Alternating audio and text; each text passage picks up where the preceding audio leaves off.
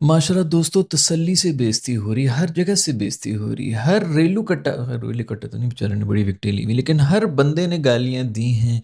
English वो तो वैसे भी नहीं छोड़ते। जब हमारी टीम अच्छी भी हुआ करती थी तब नहीं वो छोड़ा करते थे। तो अब इस रेलू कट्टी टीम बहुत अच्छा हुआ कि हम इंग्लैंड जैसी जगह के ऊपर गए जहाँ पर लोग जो हैं वो थोड़ा ज़लील भी करते हैं। ऑस्ट्रेलिया करता है, इंग्लैंड करता है, इंडिया तो अब हम जाते नहीं हैं। तो ये 2 मुल्क ही ज़लील करते हैं, वो फिर आपको ना आईना भी दिखा देते हैं। क्योंकि अगर पाकिस्तान में आप कह रहे हो ना कि ये प्लेयर बुरा है या वो प्लेयर बुरा है, तो लोग जो हैं वो कोई ना कोई लॉबी का ठप्पा लगा देते हैं। तुझे डॉलर मिल रहे हैं, तुझे इसके नाम की व्यूज मिल रहे हैं, तू उसका फैन है, तू इसकी पीआर है। ये गोरे किसकी पीआर है जो कि आप कर रहे हैं। वो खैर बेचारे पाकिस्तानी भी क्या करें, उनको शौक हुआ था कि क्रिकेट देखना शुरू करेंगे, क्रिकेट में तो हम बहुत अच्छे हैं। तो अब उनके खिलाफ कोई बात आ गई तो ऑफ कोर्स वो तो उनका सिस्टम फेलियर हो जाता है कि दोस्तों ये क्या हो रहा है, तुम हिपोक्रेट हो।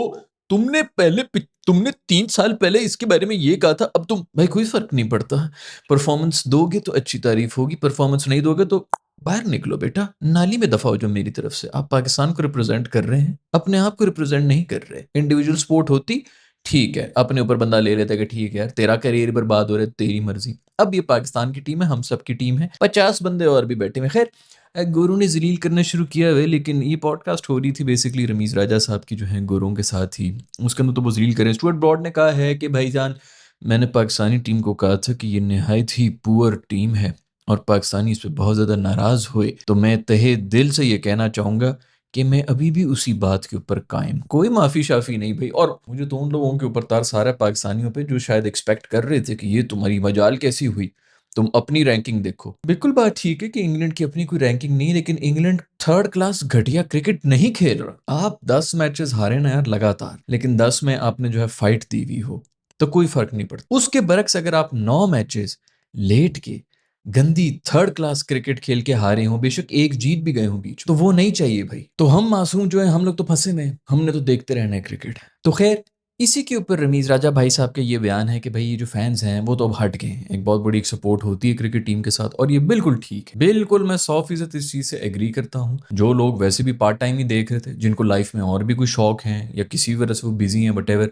उन्होंने तो छोड़ दिया है। बहुत सी मतलब 70% आवाम इस वक्त बिल्कुल छोड़ के बैठी हुई है इस पे। बाकी जो हम 30% रह गए हैं उसमें से मैं हमें 10% 15% वो हैं जो मोस्ट प्रॉब्ली सुन लेते हैं, खबर रख रहे होते हैं कि क्या हो रहा है क्या नहीं हो रहा। और बाकी 10-15% जो है वो उनके हमारी तरह के दिमागी मसाइल हैं जो अभी भी देख रहे हैं इनके मैचेस। और अब तुम यकीन करो, मैं बहुत से ऐसे फैंस को जानता हूँ, वो कहते हैं कि हम तो अब देखते हैं कि आज कितना जलील होंगे ये। वो अब चस्के इस चीज़ के लेना शुरू हो रहे थे, हंसने के लिए देख रहे होते हैं। आई एम श्योर आप में से भी बहुत से ऐसे लोग होंगे जो इसी चक्कर के लिए गए, यार ये अब इसी का चस्का लो कि आज ये वाली टीम हमें किस तरह जलील करेगी और हम यहाँ से किस तरह हार के देंगे। उनको अब इस चीज़ की आदत पड़ गई।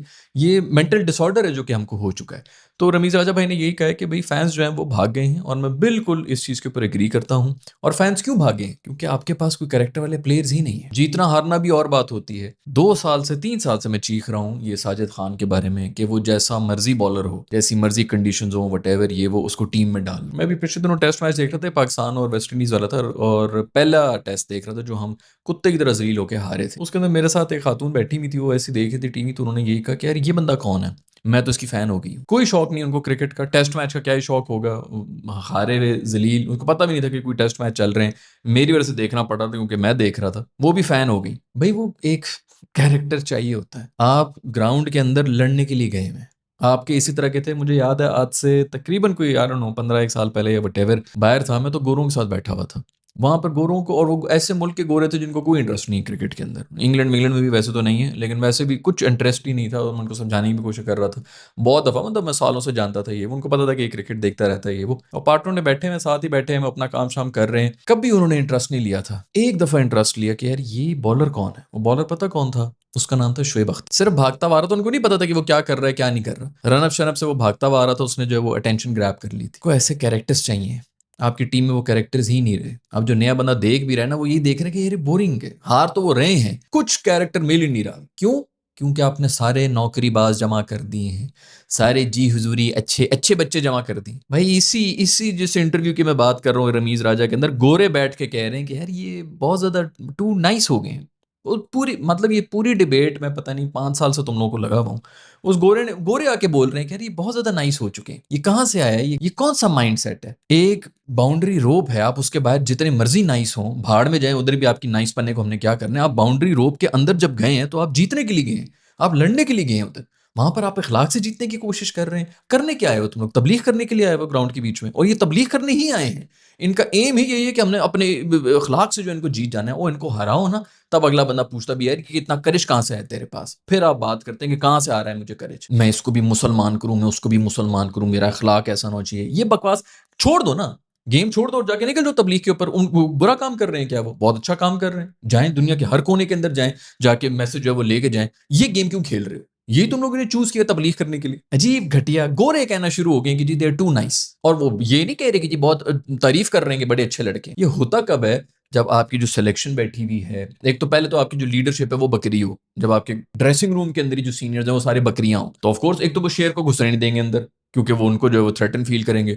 दूसरी बात है, अगर कोई शेर आ भी गया तो वो कहेगा यार ये ज़रा नीचे होके बैठे रहो, ये तो यहाँ पे तो है, बहुत ही माइंडसेट ही कुछ और है। और ये अगर हमसे ज़्यादा कमा रहे हैं, हमसे ज़्यादा फेमस हुए हैं, हमसे ज़्यादा लंबा यहाँ पे सर्वाइव कर गए हैं, तो इनको बेहतर पता होगा कि क्या करना है। जो नया बच्चा कोई आएगा भी थोड़े बहुत जज्बे के साथ, वो उन्हीं की तरह बकरी बन के बैठ जाएगा।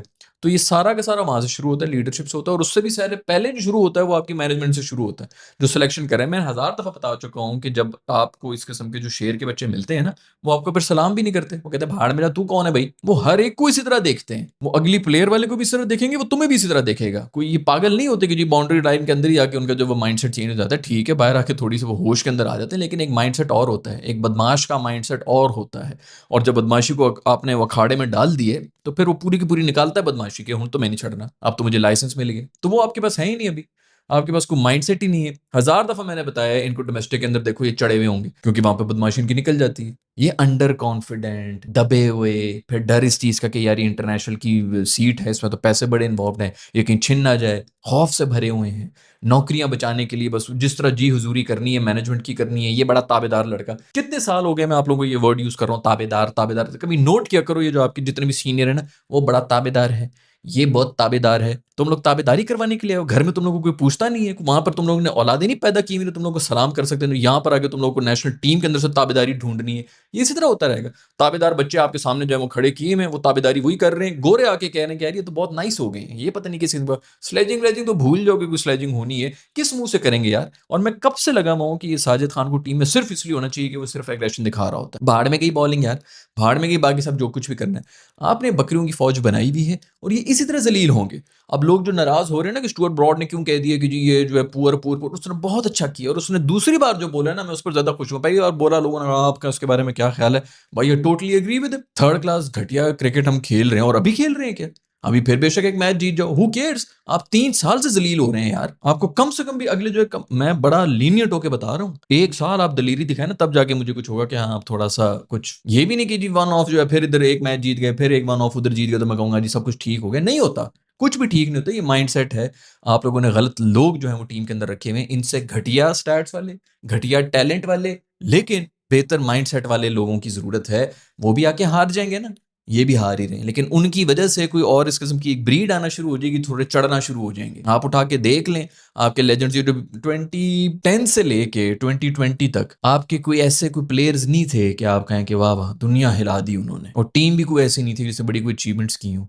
लेकिन कम से कम वो जो पुराना माइंडसेट था ना, उसकी वजह से कुछ निकल निकल के आ रहे थे। मैं हमें 2015 के बाद ये थर्ड क्लास नौकरीबाज, ये घटिया लोग आए हैं जो सिर्फ खुशामदें कर रहे हैं हमारी नौकरी बच जाए बस। और ये ग्रेजुअली जो है वो उस तरह होते होते होते होते अब आप देख लें कि 10 साल के अंदर अंदर हमारी क्या टीम बनी हुई है। वो जीत के भी जो है वो बकरी बने हुए हैं। खैर भी जो भी बातें हो रही हैं, पाकिस्तान को जितना जलील किया जा रहा है, बहुत अच्छा किया जा रहा है। अभी भी ये कम है, इससे बहुत ज़्यादा हो। लेकिन मसला है ना, अंग्रेजी में जलील, अंग्रेजी में तो आधी ज़्यादा दुनिया को जो है वैसे भी बेइज्जती फील नहीं होती, उनको समझ ही नहीं आ रही है। तो ठीक है, इसी तरह जलील होते रहें, इसी तरह करते रहें। अभी अगला मैच होगा, सुना है उसके अंदर पता नहीं ग्रीन विकेट बना रहे हैं, क्या बना रहे हैं, क्या नहीं बना रहे हैं। आई डोंट इवन केयर यार, जो मर्जी बना दो। Fact of the matter is कि हम जीतें या हारें, हम घटिया क्रिकेट ही खेलें। ये अगली टीम पे डिपेंड करता है कि वो कितनी घटिया क्रिकेट खेलती है, तभी हम जीत सकते हैं। अदरवाइज हमसे कोई उम्मीद ना रखना।